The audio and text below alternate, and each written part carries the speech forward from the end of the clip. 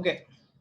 So yesterday we had studied how to write the formula of compounds. So today we'll be practicing like a couple of questions and then we will move on to the next type of question. So I want you to take your notebook and start writing this question. Okay. I'll give you three names of the compounds, three compounds, and you will write the formula for those three things. Okay. And then we will go on to the next topic. It's just like a what do you say, revision. Okay. So you will write the formula of lead nitrate. I hope I am audible.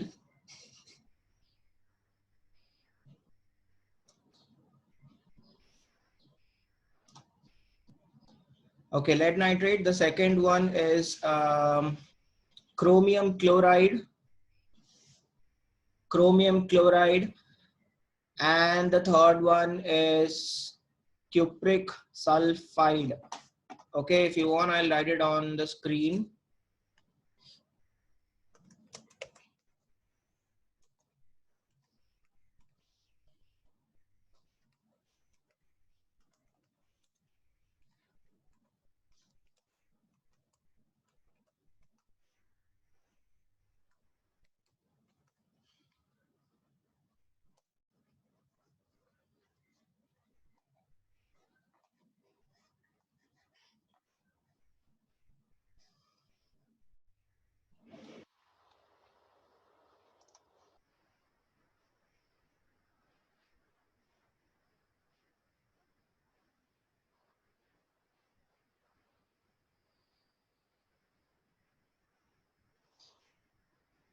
Done?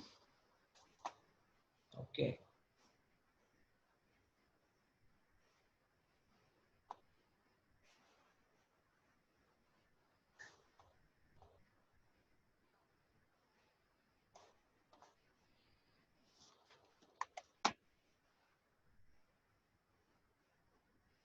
You using the phone or Wi-Fi?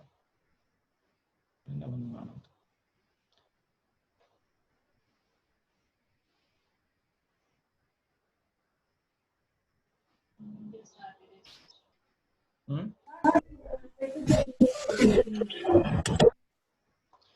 Internet connection is unstable.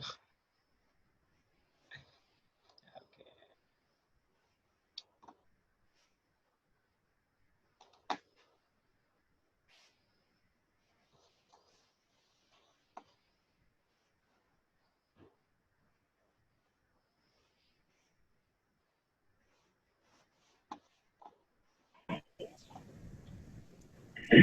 Okay, so Abhi, can you tell me what is the formula of lead nitrate? Abhi, can you hear me? Okay, fine. Yes, sir. Yeah. PbNO3 twice. It is PbNO3 twice. Good. Yeah. Okay, next. Bhumi More, what is the formula of sodium chloride?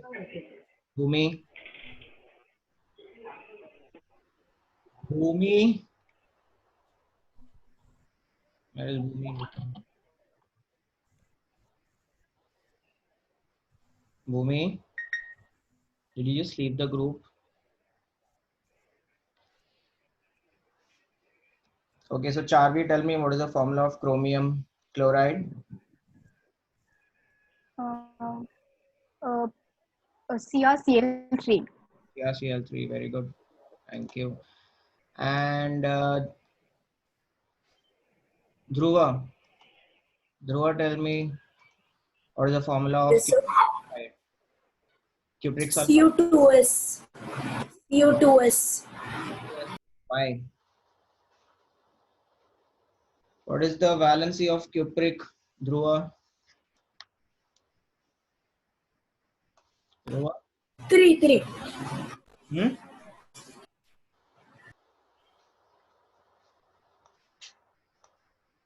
Okay, let's not waste time. So the valency of cupric is Cu2 plus. So the formula of cupric sulfide will be CuS. The formula of chromium chloride will be CrCl3, and the formula of lead nitrate will be PbNO3 twice. Okay. And one thing to remember is that whenever we have lead coming, we know that lead have got variable valency, but then whenever the question is just lead, it is always plumbers. We never go for plumbic. Okay, so keep that in mind. Similarly, when we say copper sulfate, copper chloride, anything, it is always cupric. Okay, so even if it is not, say, if instead here, instead of writing cupric sulfide, if I am telling like copper sulfide, the answer remains the same, because we generally call cupric as copper. Okay, so keep that in mind, right? Okay, so the next type of question which we are doing today is, one sec. Like, you'll be given a formula, and then you'll be like, asked to write the,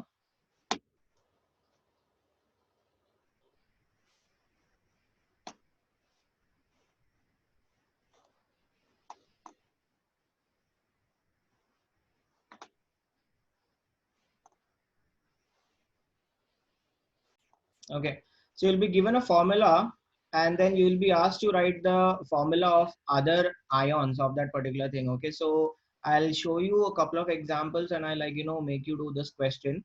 So you can pay attention first and then copy down things in your book. So the question will be like this. The formula of a nitride of a metal X is Xn, which means that the nitride formula is Xn. The metal is represented as X. Okay, that's like a common thing. Okay, and nitride, nitride is written as N. Okay, so the formula is given as Xn. You have to find the formula of its sulfate and hydroxide. Okay, so what we have to do first is we have to find out what is the valency of X, because if I have to find the sulfate of X or hydroxide of X, we know that we need to substitute the valency of X below that sulfate or hydroxide. So what I do is I first check what is the valency of this atom which is associated with X. So it is nitride. So we know the valency of nitride is -3, right? So we will put that -3 over here. So if the compound is having Xn as its formula, the valency should be cancelling out each other, and that's the only way we will get the formula Xn. So if nitride is having -3 as its valency, X should have +3 as its valency. Okay, so it is like, just like how we did for copper sulfide, that is Cu had a valency of Cu2 plus and sulfide had a valency of S2 minus. So that 2 and 2 got cancelled and it became Cus. Similarly, this is Xn, just because nitride is -3, so this should be +3. So 3 and 3 will get cancelled and you will get the formula Xn. Okay, so this is how we have to find the valency of X. So from this we got the valency of X as X3 plus. Now I will find out the valency of, the formula of sulfate. So I will write X, and then I'll write the formula of sulfate, that is SO4. Okay, then I'll put the valencies on top. So the valency of X is 3 plus, valency of sulfate is 2 minus. So I'll interchange the valency in the next step. So X ka valency goes below sulfate. So since sulfate is a radical, as I already told you yesterday, put it in a bracket. 3 goes out of the bracket. And the valency of sulfate 2 goes below X. So when we bring them together, we get the formula of the sulfate, that is X2SO4 thrice. Similarly, when I have to find the formula of hydroxide, again I'll take X and hydroxide is OH. Valency of X is 3 plus, valency of hydroxide is 1 minus, right? So I'll interchange the valencies. So 1 minus, so 1 goes down here and X ka 3 goes down below OH. Now OH is a radical, so I put the radical in a bracket, and then the formula becomes XOH thrice. I told you yesterday, when there is 1 as a subscript, we never write 1 in the formula. So the formula of the compound becomes XOH thrice. Okay. Now, if anybody has got any doubt in whatever I explained now, you will raise your hand, not on the screen. You have got an option of raising your hand there. You raise your hand so that I can identify you and I can clarify your doubts. If you don't have any doubt, I'll give you one question. We will solve that and then we will move ahead. Is there anyone who has a doubt? No? Okay, let me check.